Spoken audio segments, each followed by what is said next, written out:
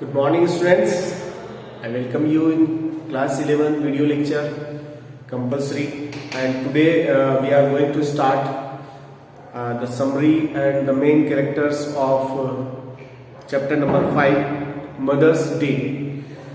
So let me start now. First of all, I would like to explain the characters and the main theme of the story completely.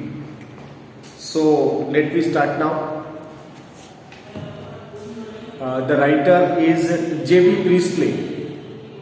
So in this chapter, J.B. Priestley's Mother's Day described the plight of a mother in her own family.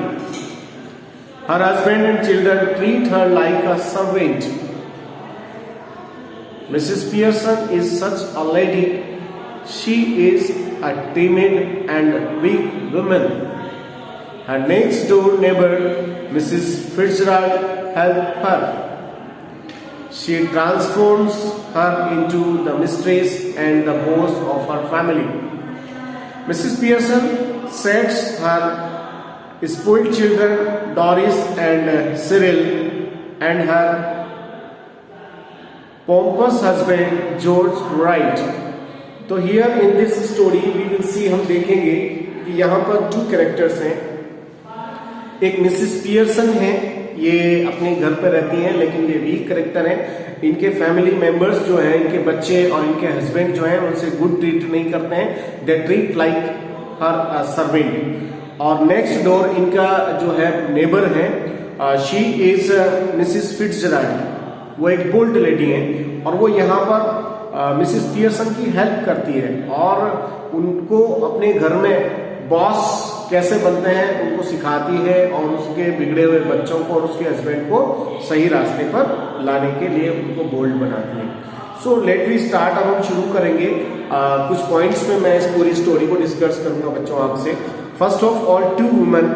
यहाँ पर दो महिलाओं के बारे में हम बात करेंगे, Mrs Pearson and Mrs Fitzgerald. First of all, we will discuss on two women. दो महिलाएं हैं. There are two women.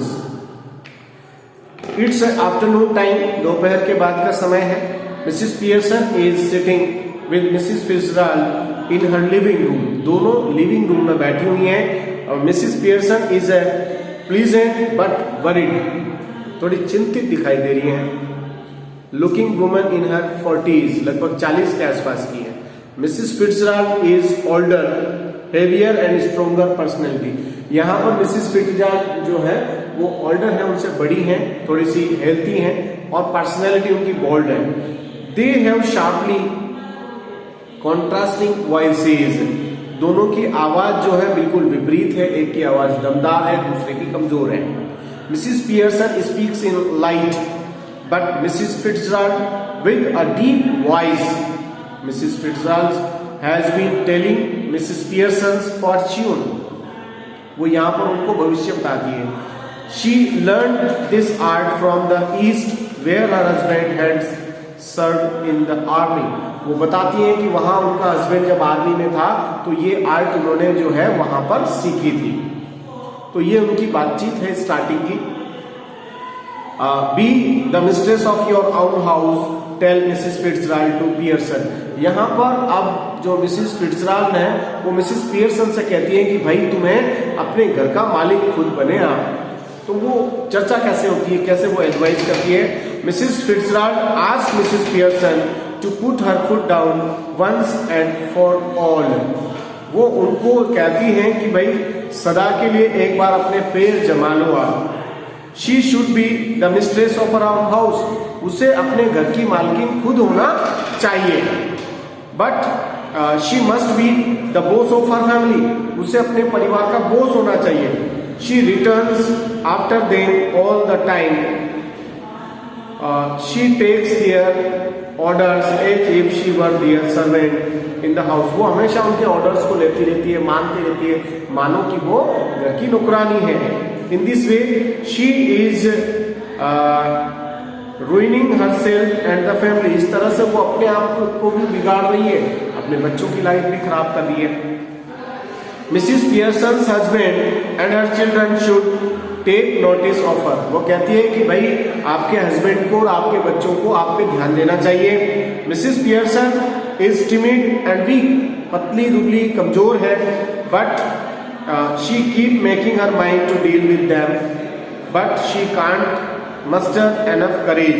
वो सोचती तो है लेकिन उनमें साहस की कमी है, वो साहस नहीं जुटा पा रही है कि वो उनको किस तरह से हैंडल करे। नेक्स्ट पॉइंट जिसमें मैं बात करूंगा that is exchange of personalities. अब यहां बच्चों मैं आपको बताऊंगा कि किस प्रकार से एक्सचेंज ऑफ पर्सनैलिटीज। यहां पर मिसिस फिट्जराल्ड जो है वो एक मैजिक जानती है। वो मिसिस पियर्सन से कहती हैं कि भाई तू मैं बन जाऊं, मैं तुम बन जाऊं। इट्स मीन्स बॉडी तो वही रहेगी लेकिन आपके अंदर का कैरेक्टर चेंज हो जाएगा। तो एक्सचेंज करते हैं यहाँ पे, जादू के प्रभाव से वो अपनी पर्सनैलिटी को एक्सचेंज करती है। तो Mrs Fitzgerald tells Mrs Pearson that she will set her family right. वो कहती हैं कि वो उसके परिवार को ठीक कर देंगी। Only they will have to change their personalities, उन्हें सिर्फ अपनी पर्सनैलिटीज को चेंज करना होगा।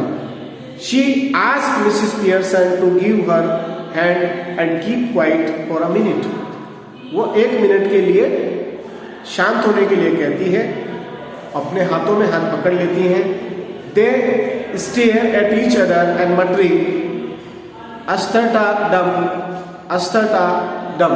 तो एक जादू बोलते हैं जैसे इंडिया में हम लोग बोलते हैं, उस प्रकार से वो अस्तटा डम बोलती हैं। दियर पर्सनैलिटी चेंज बॉडीज। अब ऐसे बोलते ही क्या होता है, पर्सनैलिटी चेंज हो जाती है। So now Mrs. Pearson become bold and dominating. Mrs. Fitzgerald is nervous and timid. अब दोनों की पर्सनैलिटी चेंज हो गई है। मिसिस फिट्जराल्ड जो है वो पियर्सन बन गई और जो पियर्सन है वो फिट्जराल्ड बन गई है। It is easier changing back, और उन्होंने ये भी कहा कि वो वापस चेंज कर लेंगी, आसान है। They can exchange their personalities as well, और वो जैसा चाहेंगे अपनी पर्सनैलिटी को चेंज कर लेंगे।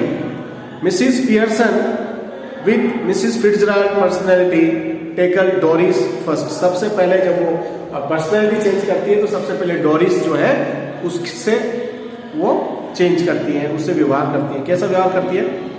Doris is Mrs Pearson's daughter. Doris जो है यहाँ पर मिसिस पियर्सन की डॉटर है। She comes and ask her mother to iron her yellow shirt. वो आती है और कहती है अपनी माँ से कि माँ मेरी येलो कलर की जो शर्ट है उसे आप आयरन कर दें, प्रेस कर दें। She has to wear it tonight. वो ये भी डिमांड करती है कि आज रात को उसे पहननी है। Mrs Pearson doesn't answer but keeps on smoking. लेकिन मिसेस पियर्सन जो है वो कोई उत्तर नहीं देती उसको, एंड स्मोकिंग करती रहती है। Doris is astounded, she can't believe her eyes. उसको अपनी आंखों पे विश्वास नहीं होता क्योंकि उसकी माँ कभी भी स्मोकिंग नहीं करती थी। Then she ask for tea, फिर वो चाय मांगती है माँ से। Mrs Pearson replies that it is not ready. वो कहते हैं कि चाय तैयार नहीं है। Doris becomes angry. डोरिस यहाँ पर नाराज हो जाती है। She again insist on having her shirt iron.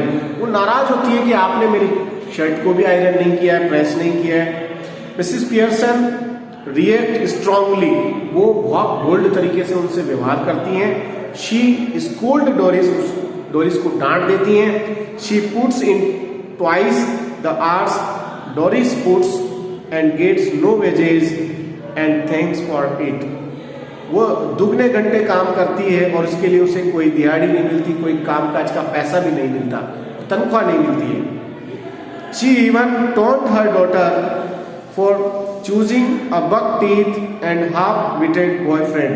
वो उसे इसलिए भी डांटती है कि उसने दांतुए मोटे दिमाग वाले लड़का है, उसको कहती है कि ऐसा बॉयफ्रेंड तुमने बनाया है। Hearing this all, Doris is nearly in tears. वो रोने लग जाती है ये सब सुन के। तो ये पहली जो पर्सनैलिटी चेंज होने के बाद में सबसे पहली मुलाकात है वो डोरिस से हुई। उसके बाद में now comes the turn of Cyril. अब उसका बेटा है मिसिस पियर्सन का सिरिल। अब सिरिल से मुलाकात after changing the personalities, bold character हो गया है उनका। Cyril Mrs Pearson son comes, वो भी आता है। He ask if tea is ready, आते ही पूछता है माँ चाय तैयार है? No answer Mrs Pearson, Mrs Pearson answer देती नहीं। Cyril ask if she is feeling of colour, वो पूछता है क्या उसकी तबीयत खराब तो नहीं हो गई है?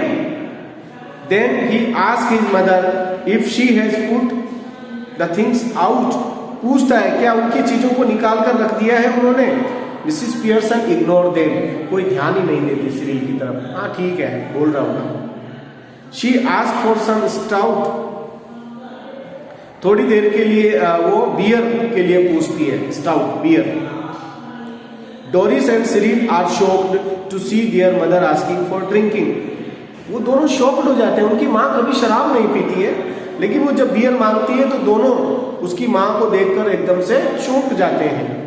दे are surprised at the sudden change that has come in their mother, उनकी माँ में आए हुए सडन चेंज को देखकर वो एकदम से घबरा जाते हैं, परेशान हो जाते हैं।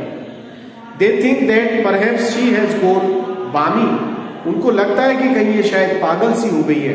But Mrs Pearson advocate equal work for all, लेकिन मिसिस पियर्सन जो है सबके लिए समान रूप से काम करती है, समान बात पे जवाब देती है। She want a 44 week for all, वो ये चाहती है कि 44 घंटे का जो सप्ताह होता है वो सबके लिए होता है। She refuse to work even an hour more, और वो ये भी कहती है कि मैं अब 1 घंटा भी ज्यादा काम नहीं करूंगी।